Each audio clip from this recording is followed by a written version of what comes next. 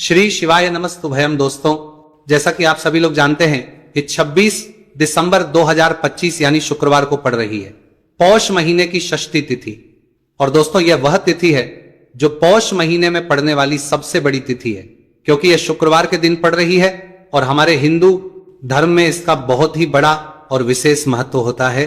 पूज्य गुरु जी ने कहा है कि अगर कभी भी मौका लग जाए और पौष महीने की षष्ठी तिथि शुक्रवार को पड़ जाए तो आप लोगों को सिर्फ और सिर्फ एक चुटकी काले तिल वाला उपाय तो अवश्य ही करना चाहिए, क्योंकि इन दोनों तिथियों का संयोग बहुत ही कम आता है। इसी के साथ दोस्तों, गुरुजी ने कहा है कि जब भी पौष महीने की षष्ठी तिथि पड़े तो आप लोगों को सिर्फ एक चुटकी काले तिल वाला उपाय तो अवश्य करना चाहिए। यह उपाय इतना खास है कि अगर आपने सही मुहूर्त पर सही क्रिया अनुसार एक चुटकी काले तिल वाला उपाय कर लिया, जो प्राचीन काल के समय का महा उपाय है, तो मान के चलिए दोस्तों, महादेव जी के आशीर्वाद से आपके जीवन का कितना ही बड़ा दुख हो उससे आपको मुक्ति मिल जाएगी। आपकी कोई भी मनोकामना हो, मान लीजिए आप नौकरी की तैयारी कर रहे थे तो आपकी नौकरी लग जाएगी, आपका बंद पड़ा चल पड़ेगा। और दोस्तों, आप जिस बीमारी से आप बहुत दिनों से परेशान थे उस बीमारी से आपको मुक्ति मिल जाएगी। आपके जीवन में धन आना शुरू हो जाएगा, आपके जीवन में धन आने के नए नए रास्ते खुल जाएंगे। और मान के चलिए दोस्तों, फिर आपको किसी भी प्रकार की परेशानी का सामना नहीं करना पड़ेगा। इसीलिए दोस्तों, 26 दिसंबर शुक्रवार के दिन आप लोगों को इस वाले उपाय को जरूर कर लेना है। भले ही आपने पूरे साल भर इस उपाय को ना किया हो, पर अगर आपने इस पौष महीने में पड़ने वाली शुक्रवार षष्ठी तिथि के दिन इस वाले उपाय को कर लिया तो आपको इस उपाय को करने का वह फल मिलेगा जिसकी आपने कभी कल्पना भी नहीं करी होगी। इसीलिए आप लोग इस हल्दी वाले उपाय को एक बार जरूर कर लेना, ताकि आप लोगों के हाथ से यह मौका ना जा सके और आपको इस उपाय को करने का फल मिल सके। दोस्तों, यह उपाय पंडित जी ने अपनी अभी की ही शिव महापुराण की कथा में बताया है, जो इस उपाय को आज हम आपको बहुत अच्छे से समझाने वाले हैं। इस वीडियो को देखने के बाद इस उपाय को समझने के लिए आपको कोई वीडियो को देखने की जरूरत नहीं पड़ेगी। तो दोस्तों, इस उपाय को आपको कैसे करना है, कब करना है, कहां पर करना है और उपाय को करते समय आपको किन किन गलतियों को नहीं करना है और आपको किन गलतियों को देखने की जरूरत नहीं करना है, किन बातों का ध्यान रखना है, यह सारी जानकारी हम आपको इस वीडियो में देंगे। तो चलिए भक्तों, उपायों को शुरू करते हैं। अगर आप भी चाहते हैं कि महादेव जी का आशीर्वाद आप पर सदैव बना रहे तो वीडियो को लाइक करें, चैनल को सब्सक्राइब करें और कमेंट बॉक्स में हर हर महादेव जरूर लिखें। और अपने फायदे के लिए, गरीबी दूर करने के लिए वीडियो को पूरा देख कर जाना। यदि आज आपने वीडियो को बीच बीच में से देखा, काट काट कर देखा, तो जीवन में आपको कभी सफलता हासिल भी नहीं होगी। देखिए दोस्तों, ये 26 दिसंबर शुक्रवार का दिन या इतना खास होता है, इतना महत्वपूर्ण होता है। देखा गया है कभी कभी बड़े बड़े पूजा पाठ अनुष्ठान से जो मनोकामना पूर्ण नहीं होते, वह 26 दिसंबर शुक्रवार षष्ठी तिथि के दिन एक छोटे से उपाय करने से ही आपकी मनोकामना पूर्ण हो जाती है। अब हम समझते है इस वाले उपाय को हमें करना किस है, इस एक चुटकी काले तिल वाले उपाय को हमें पौष महीने के शुक्रवार के दिन करना किस समय है। तो देखिए, इस उपाय को करने का जो समय है वो सुबह का समय है और शाम का समय भी है। अब देखिए, यहां पर हम मुख्य रूप से सुबह का समय नहीं बोलेंगे, क्योंकि 26 दिसंबर शुक्रवार षष्ठी तिथि का दिन है और इस दिन प्रदोष काल के समय का बहुत महत्व होता है। बाकी अगर सुबह के समय भी करेंगे तो भी अच्छा होगा, उसमें कोई भी दिक्कत वाली बात नहीं है। तो चलिए जानते विशेष उपाय के बारे में। लेकिन उससे पहले एक प्रार्थना, अगर आप इस चैनल पर नए हैं तो आप इस वीडियो को लाइक करें, चैनल को सब्सक्राइब करें और कमेंट बॉक्स में आप अपनी राशि या अपना नाम जरूर डाल दें, क्योंकि हम राशि से जुड़ा भाग्य भी बताते हैं और भाग्य में चल रही परेशानियों को दूर करने के लिए वो आसान से आसान उपाय भी बताते हैं। तो चलिए अब हम अपने सबसे पहले उपाय की बात कर लेते हैं। तो चलिए बात करते हैं हमारे पहले उपाय की। देखिए, उपाय के लिए आपको 2 दीपक लेने होंगे। दोनों ही दीपक आप मिट्टी के भी ले सकते हैं और दोनों ही दीपक आप शुद्ध आटा मढ़कर उनके भी तैयार कर सकते हैं। अब दोस्तों, दोनों ही दीपक के अंदर आपको शुद्ध घी का प्रयोग करना होगा और एक दीपक के अंदर आपको गोल रुई की बाती का प्रयोग करना होगा और एक दीपक के अंदर आपको लंबी बाती का प्रयोग करना होगा। लंबी बाती वाले दीपक के अंदर आप मौली वाला जो धागा आता है कलावा का, उसकी बाती का प्रयोग भी आप लंबी बाती वाले दीपक के अंदर कर सकते हैं। 2 दीपक वाला ये चमत्कारी उपाय केवल शुक्रवार षष्ठी तिथि की रात्रि में ही किया जाता है, इसीलिए आपको इस उपाय को बहुत ही ध्यान से समझना। इसी के साथ में आपको एक चुटकी काले तिल के दाने लेना है और इसी के साथ में आपको मात्र एक चुटकी हल्दी भी लेनी होगी। अब दोस्तों ये सभी सामग्री लेकर के आपको रात्रि के समय पहुंच जाना है अपने घर में। जहां कहीं भी तुलसी जी का पौधा, तुलसी माता का निवास स्थान है, वहां पर देखिए दोस्तों, सबसे पहले तो आपके पास जो एक गोलबाती का दीपक है उसे आपको तुलसी जी के वहां पर प्रज्वलित करना है। दीपक को प्रज्वलित करते समय आपको ओम नमो भगवते वासुदेवाय इस मंत्र का 11 बार जाप कर लेना है। अब देखिए दोस्तों, आप जो एक चुटकी काले तिल के दाने लेकर के आए हैं उन्हें आपको अपने सीधे हाथ में रखना है, और जो आपने गोलबाती वाला दीपक प्रज्वलित किया है माता तुलसी जी के, वहां पर उसके ऊपर से आपको इन एक चुटकी काले तिल को घड़ी की दिशा में घुमाना है। आपको अपना नाम और अपनी गोत्र को बोल देना है, और फिर आपको इन काले तिल को उस जलते हुए दीपक के अंदर डाल देने हैं। देखिए, काले तिल भगवान विष्णु के पसीने से उत्पन्न हुए हैं, और जब भी हम ये दीपक की रात्रि में प्रज्वलित करते हैं तो इससे हमें हमारे कर्ज में राहत मिलती है, हमारे जीवन में धन प्राप्ति के नए नए मार्ग खुलते हैं, हमारा अगर कोई भी कार्य रुका हुआ है तो वह भी परिपूर्ण होता है। देखिए, गोलबाती का जो दीपक है विशेषकर हम माता तुलसी के वहां पर भगवान विष्णु और माता लक्ष्मी के निमित्त प्रज्वलित कर रहे, इस प्रकार से आपको यह दीपक प्रज्वलित कर देना है। अब जो आपके पास लंबी बाती का दीपक है, एक चुटकी हल्दी है, तो इससे आपको लेकर के पहुंचना है अपने घर के मंदिर में। आपके घर के मंदिर में माता लक्ष्मी की जो भी प्रतिमा की मूर्ति है उनके सामने सबसे पहले तो आपको ये लंबी बाती का दीपक रखना है, फिर आपको दीपक को प्रज्वलित कर देना है। दीपक को प्रज्वलित करते समय आपको ओम महालक्ष्मी नमः इस मंत्र का जाप करते रहना है। अब दोस्तों, आपके पास जो एक चुटकी हल्दी है उसे आपको सीधे हाथ में रखना है, और इस एक चुटकी हल्दी को आपको उस दीपक के ऊपर से 11 बार घड़ी की दिशा में घुमाना है, और आपको महालक्ष्मी मंत्र का जाप करते रहना है, और इस एक चुटकी हल्दी को आपको उसे दीपक के अंदर डाल देना है। देखिए, एक चुटकी हल्दी वाला जो दीपक है आपके जीवन से दुर्भाग्य को समाप्त करता है, माता लक्ष्मी की आपको कृपा प्राप्त करवाएगा, धन प्राप्ति के आपके जीवन में नए नए मार्ग बनाएगा। देखो, अगला उपाय है वो भी बहुत ज्यादा खास है। तीनों उपाय को आप जरूर सुनना, क्योंकि जो आपको अच्छा लगे वह उपाय आप कर सकते हैं। देखिए, इस उपाय के लिए आपको 2 हरी इलायची लेनी होगी। हरी इलायची आपको साबुत लेनी है, खंडित नहीं होनी चाहिए, और इसी के साथ में आपको मात्र थोड़ा शहद लेना है। शहद आपको मात्र आधा चम्मच या फिर उससे भी कम ले लेना है, और इसी के साथ में आपको एक दीपक ले लेना है। दीपक चाहे तो मिट्टी का भी ले सकते हैं, और आप चाहे तो शुद्ध आटा मढ़कर उसका दीपक भी आप तैयार कर सकते हैं।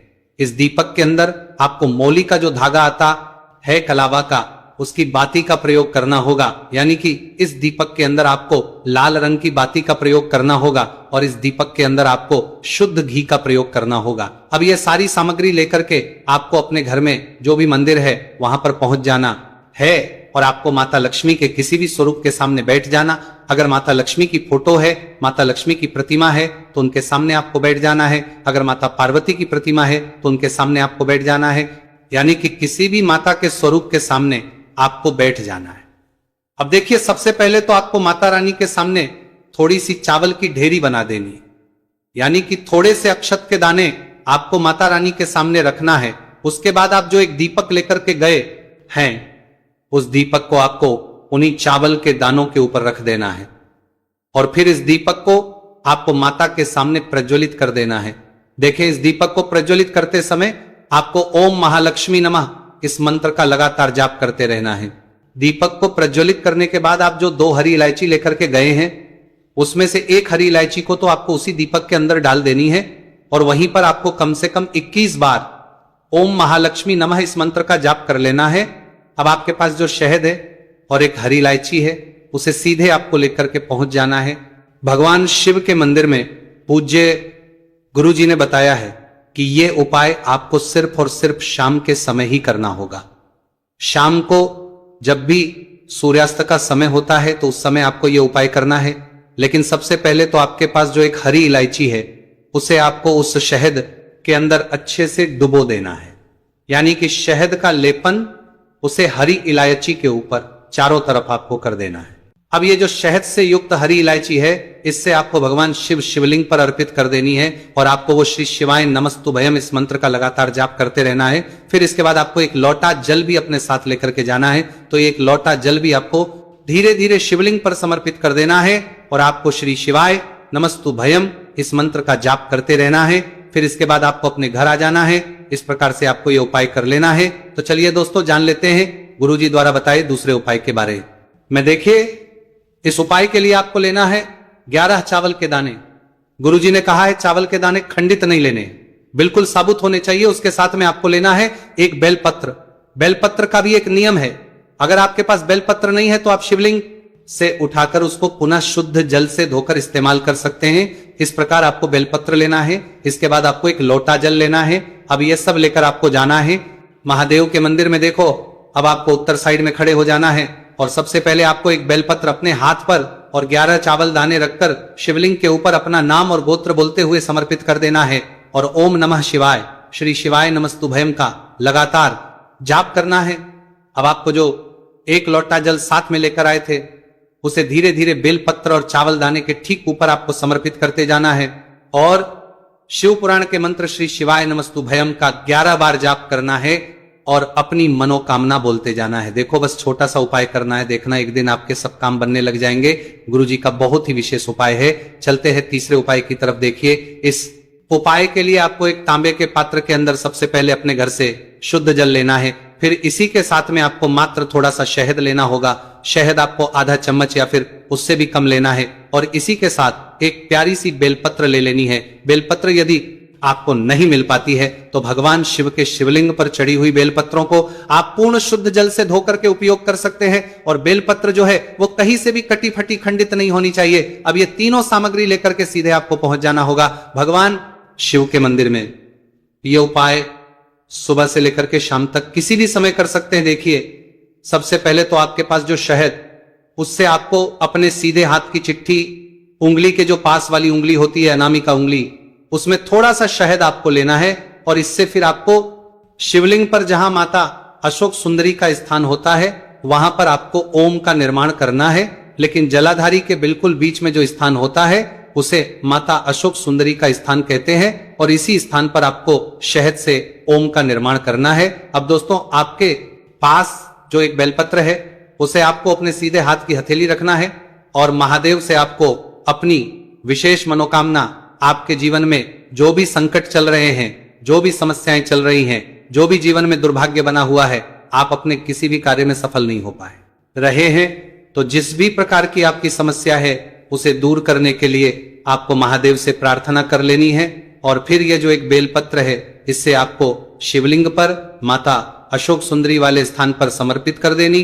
देखिए, जहां पर आपने ओम का निर्माण किया है उसी के ऊपर आपको ये बेलपत्र भी समर्पित कर देनी है। देखिए, बेलपत्र की चिकनी साइड का हिस्सा शिवलिंग से स्पर्श होगा और इसकी जो डंडी है वो आपको जलाधारी की ओर रखनी है। बड़ी पत्ती वाला भाग शिवलिंग की तरफ रहेगा। इसी प्रकार से आपको ये बेलपत्र समर्पित कर देनी है।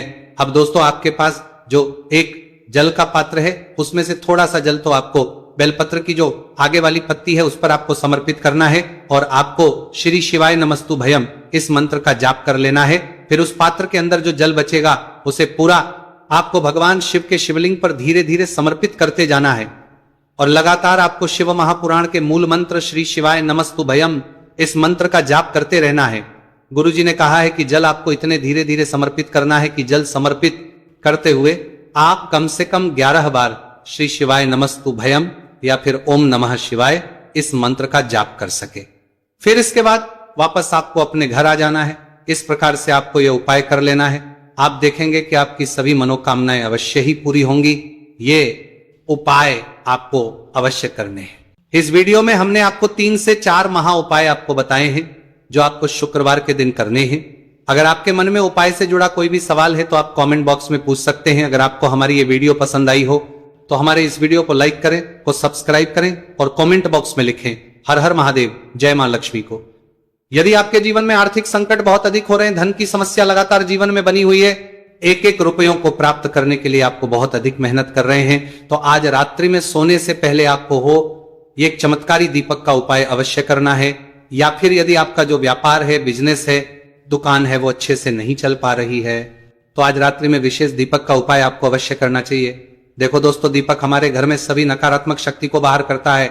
ये उपाय आपको साल में केवल एक बार करने का ही मौका मिलता है। देखिए, इस उपाय के लिए आपको तुलसी जी की जो सूखी लकड़ी होती है उसे ले लेना है। देखिए दोस्तों, यदि आपके पास पुरानी तुलसी जी की लकड़ी है तो उसे आप ले सकते हैं। और यदि आपके घर में तुलसी जी जो लकड़ी है वो सूखी हुई है तो उसकी लकड़ी आप तोड़ करके इस्तेमाल कर सकते हैं। लेकिन आपको ध्यान रखना है कि सूर्यास्त से पहले पहले ही आपको ये जो तुलसी जी की लकड़ी है इसे अवश्य ही तोड़ लेना है। तो इस उपाय के लिए आपको सबसे पहले तो एक मिट्टी का दीपक लेना होगा, चाहे तो आटे का दीपक भी ले सके, क्योंकि आटे का दीपक सभी दीपक में सर्वोत्तम माना गया है। इस दीपक के अंदर आपको शुद्ध घी का प्रयोग करना होगा और इससे दीपक के अंदर अपने जो तुलसी जी की लकड़ी ली है उसे भी रख देना है।